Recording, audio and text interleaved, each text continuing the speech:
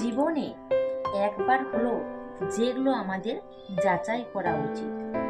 একা থেকে দেখো কে তোমাকে মনে করে, দরিদ্র হয়ে দেখো কারা পাশে থাকে, কষ্ট পেয়ে দেখো কারা বুঝে তোমার নীরবতা, ভুল করে দেখো কে ক্ষমা করে, সফল হয়ে দেখো কে খুশি হয়, কিছু না বলে দেখো কারা বুঝতে পারে, না চেয়ে দেখো কারা দিতে জানে, দূরে গিয়ে দেখো কারা অপেক্ষা করে।